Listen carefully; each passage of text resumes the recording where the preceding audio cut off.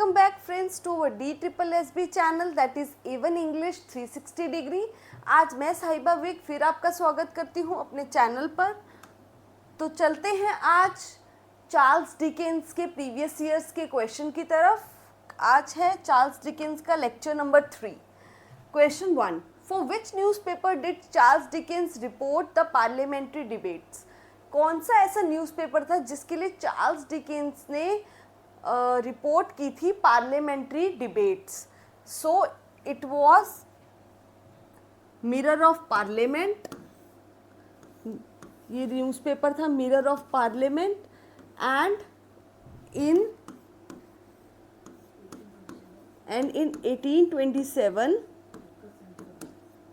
1827 में he entered, जो Charles Dickens था he entered the office of a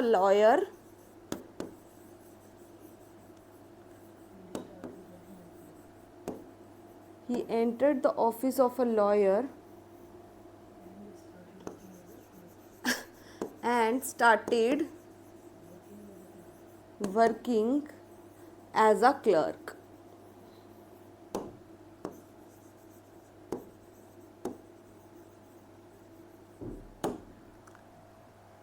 सो 1827 में सबसे पहले वो एक ऑफिस में घुसे, जो ऑफिस था एक लॉयर का, और सबसे पहले उन्होंने उस ऑफिस में काम करना शुरू किया as a clerk.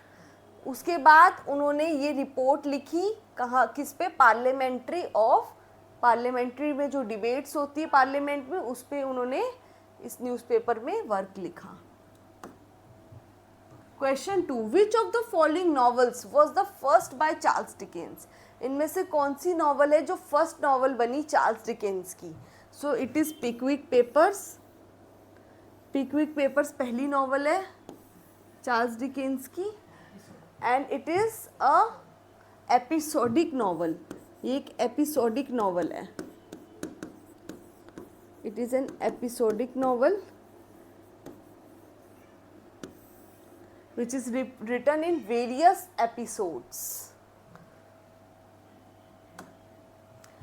Question 3, which revolution dominates in Charles Dickens novel A Tale of Two Cities? कौन सी ऐसा रेवोल्यूशन है जो उस समय करंट चल रहा था और चार्ल्स डिकेंस ने अपने नॉवेल्स के अंदर भी जिसकी बात की है, जैसे अ टेल ऑफ टू सिटीज़ है, उसके अंदर चार्ल्स डिकेंस ने बात की है, that is French revolution.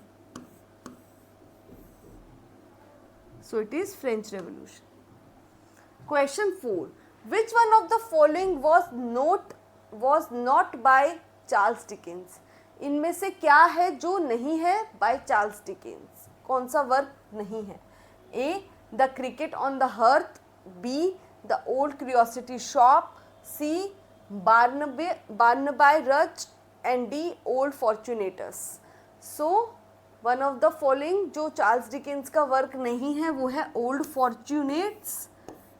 It is the work of Thomas Dekker. It is the work of Thomas Dekker. ये थॉमस डेकर का वर्क है, and Thomas Dekker he is called Charles Dickens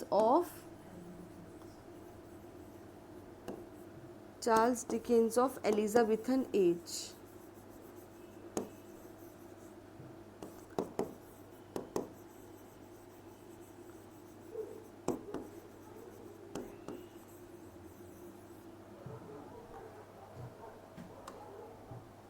Question 5, which of the following is not correctly matched? इनमें से कौन सा है जो correctly matched नहीं है?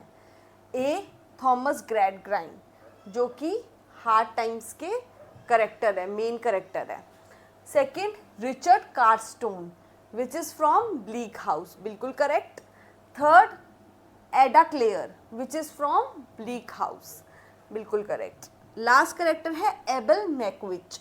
Abel Magwitch is a character from Great Expectation, not Oliver Twist, ये रॉन्ग है। So Abel Magwitch Great Expectations में एक करेक्टर होता है, and he is a runaway convict, ये एक कन्विक्ट होता है, and a benefactor of pip, so he is a convict, एक कन्विक्ट होता है और एक बेनिफैक्टर होता है, यानी कि real helpful character of pip.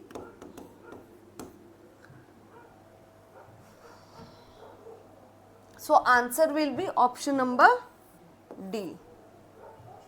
Number 6. In which book of Charles Dickens we find the character of Miss Pross? हमें मिस प्रॉस का करेक्टर चार्ल्स डिकेंस की किस बुक में नजर आता है?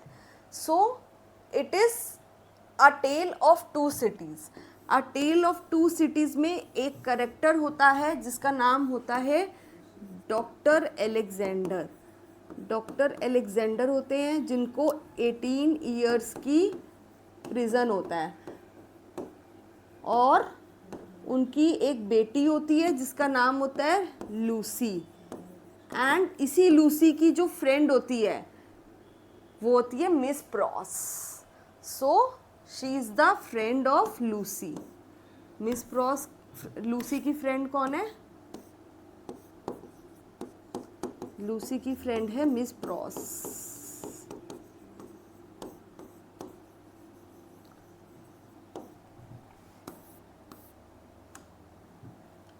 Question 7. A well-known English writer for the Morning Chronicle under the pseudonym of Boss. Who was he? एक well known English writer है जो कि एक सूडोनेम, एक फॉल्स नेम से लिखते हैं, किसमें? बॉस टाइटल के under. So who was he? वो कौन है? It is Charles Dickens. वो चार्ल्स डिकेंस है जो इस सूडोनेम के अंडर लिखते हैं. Which of his own books did Dickens consider to be his best work? कौन सी ऐसी बुक है डिकेन की जो कि कंसीडर की जाती है उनका best work? So best work कौन सा था उनका? David Copperfield. हमारी बेस्ट चीज़ कौन सी होती है? जो हमारी अपनी होती है, ठीक है. तो डेविड कॉपरफील्ड भी उनकी अपनी एक्सपीरियंसेस पे थी. सो it is N autobiographical work. ये एक ऑटोबायोग्राफिकल वर्क था, ठीक है, autobiographical work, and it is narrated by the first person, narrated in first person.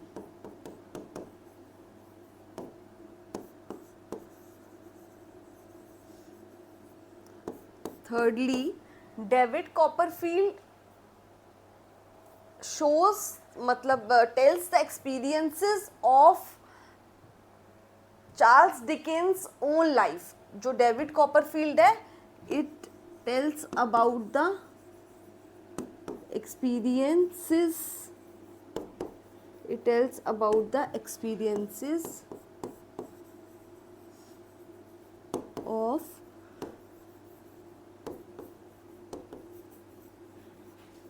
of Dickens' own life.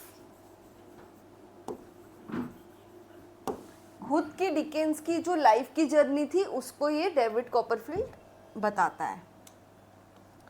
Question 9. Charles Dickens marriage was not very successful.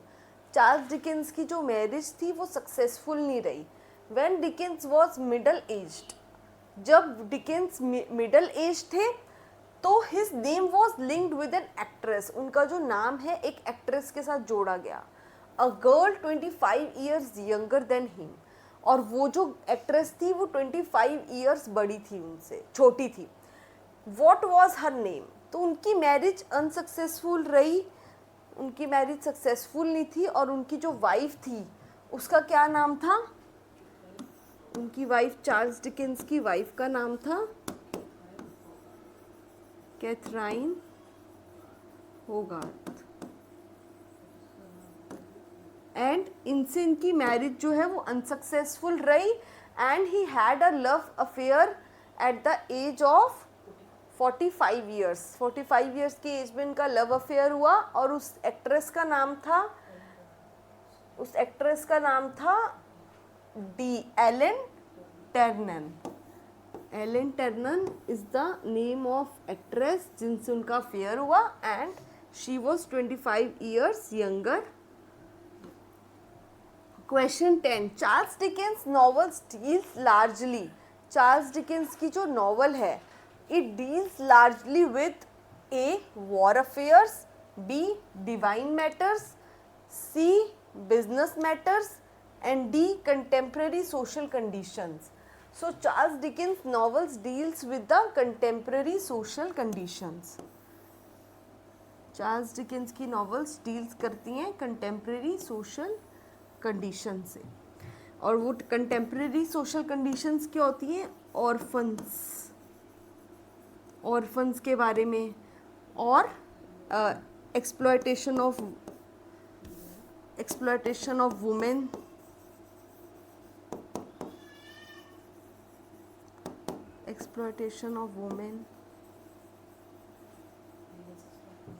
Legal system,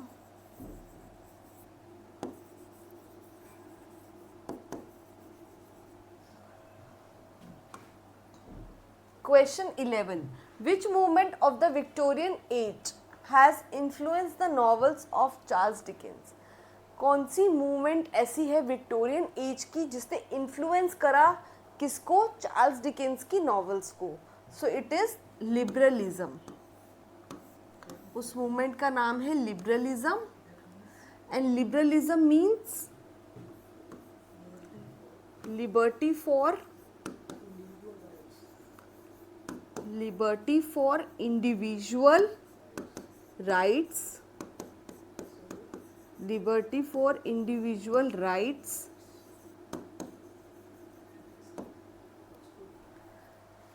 Oxford movement क्या थी? Oxford movement is a religious movement. ये एक religious movement थी. It is a religious movement और शुरू कहाँ से हुई थी? From Oxford university. Started from Oxford university.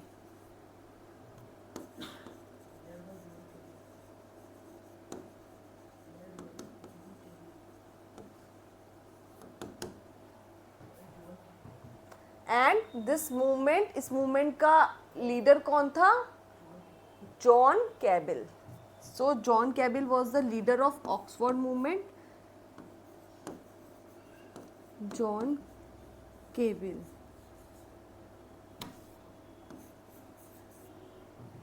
So third movement is C aesthetic movement. And aesthetic movement क्या है? Aesthetic movement is related to beauty and art की मूवमेंट है. It is related to beauty and art. ये beauty and art की movement है. And the main idea of aesthetic movement is art for art sake. इसका main idea क्या है aesthetic movement का? Art for art sake. ये line आ सकती है बेटा. आर्ट फॉर आर्ट सेक किसका थीम था? So art for art sake is the theme for aesthetic movement. D pre Raphaelite movement. So pre Raphaelite जो मूवमेंट है, pre Raphaelite movement is regarding the painting and its leading character was, इसमें leading जो था leader था वो था D G Rossetti. D G Rossetti was its leader. Question 12. Who is the most furious character in Fagin's Den in Charles Dickens Oliver? Fagin's Den यानी फेगिन जो character था उसकी एक गैंग थी. फेगिन उसका लीडर था और उसकी जो डेन मतलब उसकी जो करेक्टर का जो गैंग था, उस गैंग के अंदर सबसे खतरनाक बंदा कौन सा था फेगिन के गैंग में? So in Fagin's Den, which is the most dangerous person? It is Bill Six. Bill Six वो था जो सबसे dangerous person था और he brutally behaved with her girlfriend. जो Bill Six था वो brutally behave करता था अपनी गर्लफ्रेंड के साथ. So he brutally behaved with his girlfriend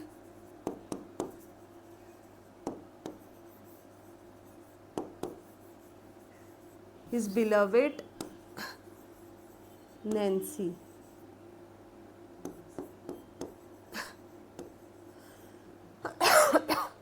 Next question. Question 13. In which of Charles Dickens' novel we come across a character called Mr. Micawber? Mister Micawber जो character है वो चार्ल्स डिकेंस की किस नॉवल में हमें नजर आता है? So it is Great Expectations, B Hard Times, C Bleak House और D David Copperfield. Mister Micawber is a character in David Copperfield. David Copperfield में ये करेक्टर होता है एंड ही ऑलवेज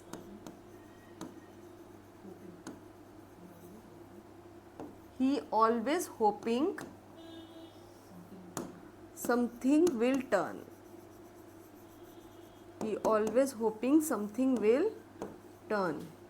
मतलब हमेशा वो ये आशा करता है कि कभी ना कभी तो वक्त बदलेगा, समथिंग विल टर्न. ये लाइन भी बेटा पेपर में एग्जाम में आ सकती है, इंपॉर्टेंट लाइन है. समथिंग विल टर्न किसकी लाइन है? कौन हमेशा सोचता था कि कभी ना कभी वक्त जरूर बदलेगा? So it is the line of mister Micawber. Question 14. Charles Dickens was a. Charles Dickens क्या थे? A Victorian poet, B Victorian novelist, C Victorian critic, D Victorian scientist. So Charles Dickens was a Victorian novelist. ज़्यादा से ज़्यादा उन्होंने novels लिखी, उनकी novels hit भी हुई. So he was hit as a novelist. Question 15. Dickens works have humour and pathos. जो Charles Dickens के वर्क थे वो भरे हुए थे ह्यूमर से और पैथोस से, यानी कि कॉमेडी से, और पैथोस होता है सैडनेस, उदासी. Question 16. Charles Dickens bleak house is pointedly critical of England. जो चार्ल्स डिकेंस का ब्लीक हाउस था work, it is pointedly critical, ये पॉइंटेडली क्रिटिकल था ऑफ इंग्लैंड्स. किसके बारे में क्रिटिकल था? Of England's court of chancery. So is critical about England's court of chancery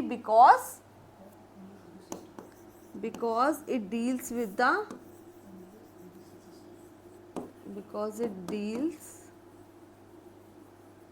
with English judiciary system. English judicial system.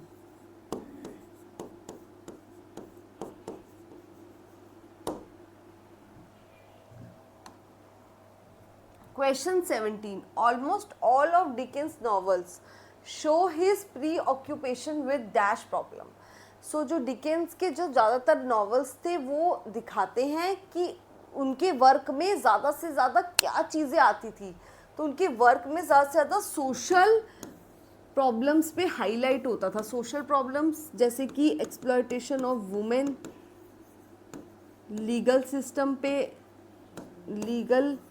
System, children's पे highlight करना, poor children, orphan.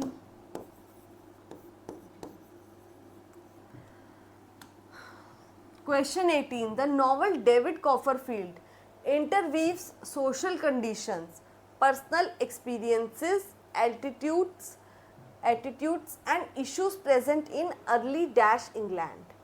So जो David Copperfield की novel थी, David Copperfield जो novel थी वो interview करती है. क्या इंटरवीव करती है? हाईलाइट करती है सोशल कंडीशंस को, एक्सपीरियंसेस को, एटीट्यूड्स को और जो इश्यूज को. कौन से इश्यूज जो प्रेजेंट हैं अर्ली कौन से इंग्लैंड में? Early Victorian England. Victorian England में जो इश्यूज हो रहे थे उनको हाईलाइट करती है. So it will be Victorian England.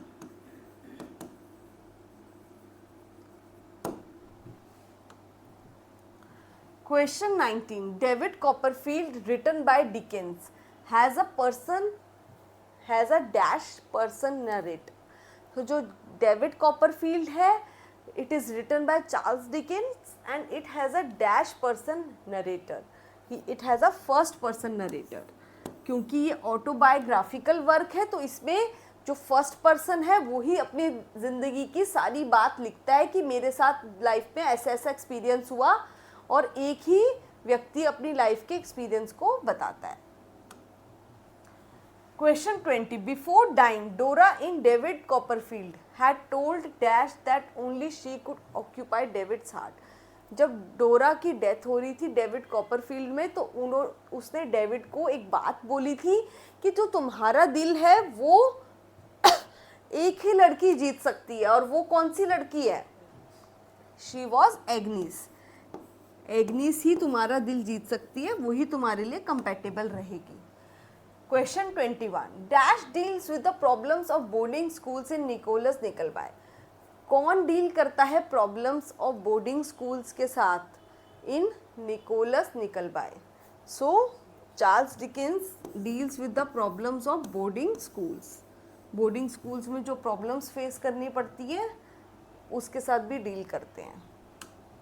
Next question. The main negative character in David Copperfield are dash in dash. David Copperfield में मेन करेक्टर नेगेटिव यानी विलन करेक्टर कौन कौन था? So it is D option, that is Murdstone, Uriah Heep and mister Creakle. Question 3.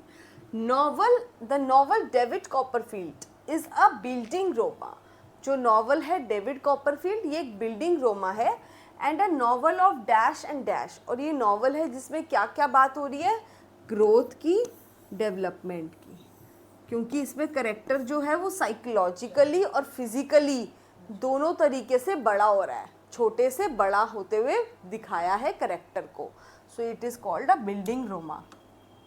Question 24. The first air यानी first उत्तराधिकारी David की life में कौन था? उसका favourite David Copperfield. is the confident dash in Salim House? So it is C, that is James स्टीयरफोर्थ.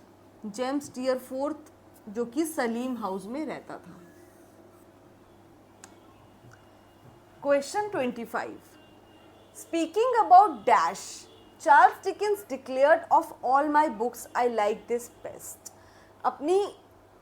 अपने बारे में बताते हुए चार्ल्स डिकेंस ने एक बार डिक्लेयर किया था कि of all my books I like this best. इन सब बुक्स में से मुझे ये वाली बुक सबसे ज़्यादा पसंद है. So it is David Copperfield. Question 26. Who is पिप्स tutor in London in Dickens great expectation. जो पिप है वो लंदन जाता है, पढ़ता है, और वहाँ पे उसका एक ट्यूटर होता है. उस ट्यूटर का क्या नाम था? So it is D option, that is Matthew pocket.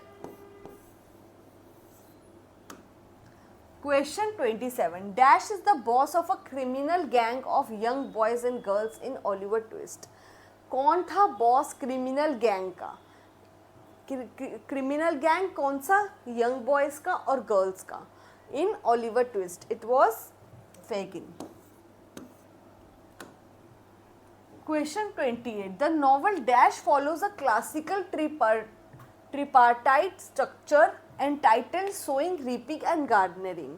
यानी कि ऐसा स्ट्रक्चर जिसमें कि बोया भी जा रहा है, उसके बाद काटा भी जा रहा है, उसके बाद उसको मतलब रीप भी करा जा रहा है, और फिर उसको गार्डनरिंग यानी काटा भी जा रहा है.